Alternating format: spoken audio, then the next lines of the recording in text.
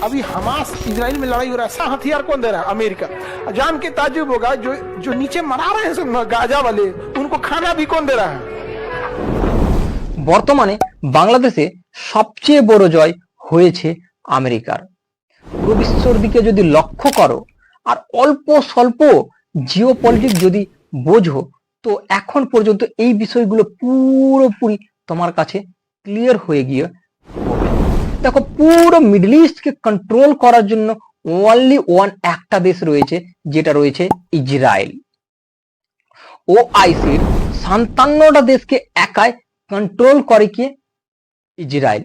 দেখো এখনো পর্যন্ত হামাসকে মেরেই যাচ্ছে কে? ইসরায়েল। কার সাপোর্টে? একমাত্র দেশ আমেরিকার সাপোর্ট।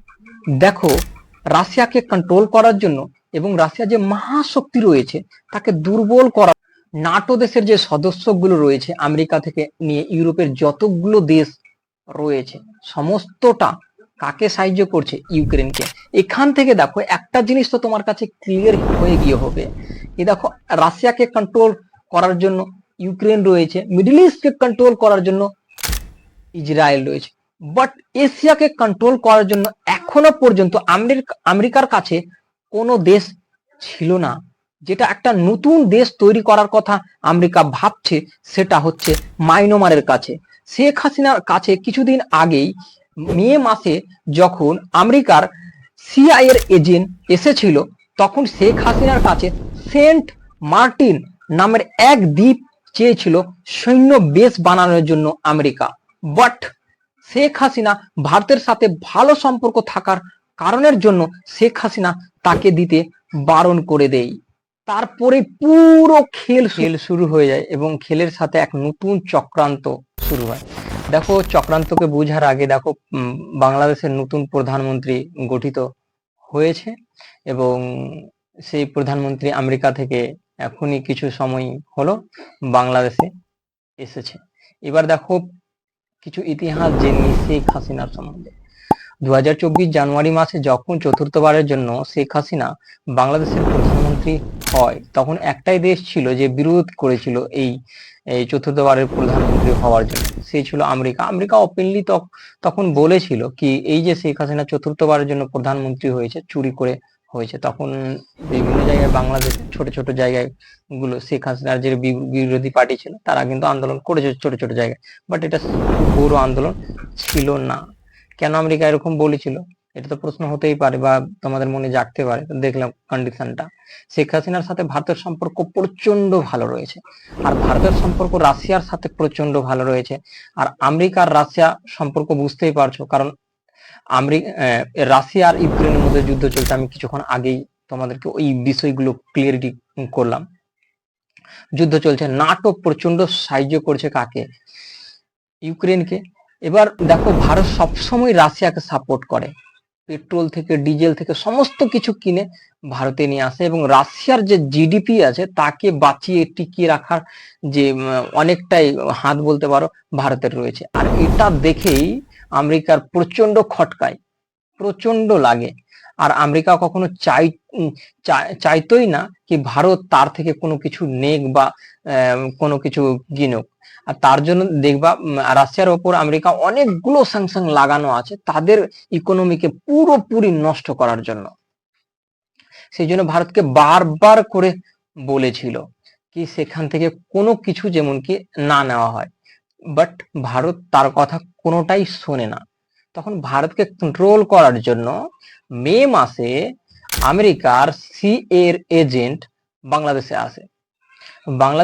আসে এবং শেখ হাসিনার কাছে সেন্ট মার্টিন বলে একটা দ্বীপ রয়েছে, সেই দ্বীপটা শেখ হাসিনার কাছে চাওয়া হয়।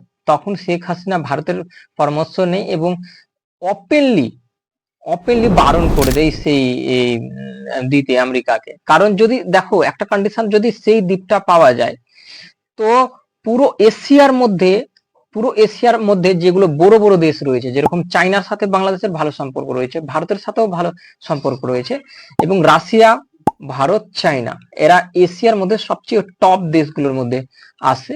তো দেখো মালাক্কা প্রণালী যেটা রয়েছে সেটা দিয়ে যতগুলো রাশিয়ার জাহাজ চায়নার জাহাজ ভারত মহাসাগর ওপর দিয়ে যাওয়া আসা করে, সেগুলো প্রত্যেকটার ওপর এই আমেরিকা নজর রাখতে পারবে এই দ্বীপটা, সেন্ট মার্টিন দ্বীপ থেকে।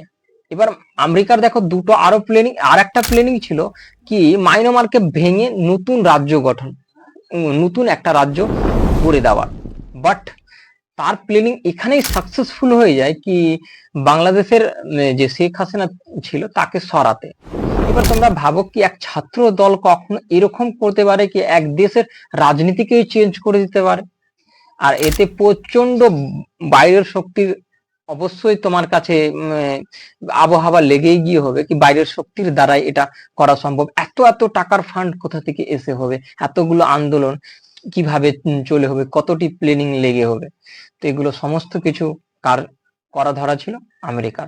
এখন আমেরিকা পুরোপুরি সফল হয়েছে। দেখবা কিছুদিন আগেই, কিছুদিন যাক তখনই বুঝতে পারবা সেন্ট মার্টিন দ্বীপ পেয়ে গেছে, বা এক নতুন সেন্ট মার্টিন দ্বীপ অটোমেটিকলি আমেরিকা পেয়ে যাবে এবং এখানে আমেরিকা এই সৈন্যবেশ তৈরি গঠন করে নেবে। এবার কথা হলো শেখ হাসিনা নিজের দেশ পরিত্যাগ করে ভারতে এসছে, একমাত্র ভারতে এসছে এবং ভারত থেকে ব্রিটেন যাওয়ার কথা চলছিল এবং ব্রিটেনের সাথে যোগাযোগ করেছে, ব্রিটেন সেখানে আসতেই বারণ করে দেয়। এবং তারপরেই খবরটা দেখো, তার এক থেকে 2 ঘন্টা পর আমেরিকা কি করলো, তার ভিসাই রদ করে দিল পুরোপুরি শেখ হাসিনা। এটা বোঝা যায় পুরো ক্লিয়ারিটি, পুরো প্রি প্ল্যানিং আর পুরো প্ল্যানিং ছিল কার? আমেরিকার। এবার আসি কোটা আন্দোলন নিয়ে, তো পুরো বিষয় আরো ক্লিয়ার হয়ে যাবে তোমার কাছে। দেখো কোটা আন্দোলন, যে কোটা আন্দোলন 30% নিয়ে হচ্ছে, সেই কোটাটা আগেই শেখ হাসিনা তুলে দিয়েছিল। বাট এক কোর্ট, বাংলাদেশের একটা কোর্ট অর্ডার দেয় কি এই যে 30% তোলা হয়েছে, কোটাটা বাদ দেওয়া হয়েছে, সেটাকে পুনরায় নিয়ে এসো। এই সময় আন্দোলনটা সবচেয়ে বেশি বাংলাদেশে পুরো নিয়েছিল, আর এটা প্রত্যেক লোক সমর্থন করেছিল। আমিও ভিডিও তৈরি করেছিলাম তাদেরকে সাপোর্ট করার জন্য কি কোটা নাই থাকা খুবই বেটার, কারণ কোটাতে মেধাবী ছাত্ররা পিছিয়ে যায় আর যারা দুর্বল থাকে তারা আগিয়ে যায়। এরকম করে কোনো দেশ এগোতে পারে না। আমার ভিডিও যদি দেখতে চাও তো আমি লাগিয়ে দেবো, এর ডিসক্রিপশনে লিঙ্ক দিয়ে দেবো। আমি ভিডিও তৈরি করেছিলাম বাংলাদেশের যে ছাত্র সমাজ ছিল, ছাত্ররা যারা আন্দোলন করছিল তাদেরকে সাপোর্ট করার জন্য আমি ভিডিওটা তৈরি করেছিলাম। কোটা আন্দোলন তো কোটা নিয়ে আন্দোলন হলো, কোটা তো শেখ হাসিনা সরিয়ে দিল। বাট এবার আন্দোলনটা থেমে যাওয়ার কথা, একেবারে শেষ হয়ে যাওয়ার কথা, বাট সেরকম হয়নি। কারণ এবার আন্দোলন তৈরি হয় কি যতজন মৃত্যু হয়েছে তাদের জন্য শেখ হাসিনাকে পদত্যাগ করতে হবে এবং আন্দোলন চালু হয় এবং আন্দোলনের পর শেখ হাসিনা নিজের পদ ত্যাগ করে এবং ভারতে চলে আসে। এটা ছিল পুরো ঘটনা। এবার আমেরিকার রাজ হবে। এবার দেখো বাংলাদেশে যে সরকারি আসুক না কেন, যে কেউ আসুক না কেন, পুরো কন্ট্রোল আমেরিকার হাতে থাকবে। যে আসুক না কেন পুরো কন্ট্রোল। দেখো আমেরিকা থেকে কিছুক্ষণের মধ্যেই যে বাংলাদেশের প্রধানমন্ত্রী হয়েছে সে এসছে এবং পুরোপুরি কন্ট্রোল আমেরিকার হাতে এবার চলে গেল। তা আমার ভিডিও এখানেই থাকলো। দেখো আমি প্রত্যেকটা তথ্য এবং প্রুফের সাথে আমি বুঝাবার চেষ্টা করলাম। তোমরা যদি জিও পলিটিক্স বুঝো তো তোমার কাছে এই বিষয়গুলো পুরো ক্লিয়ার হয়ে গিয়ে হবে।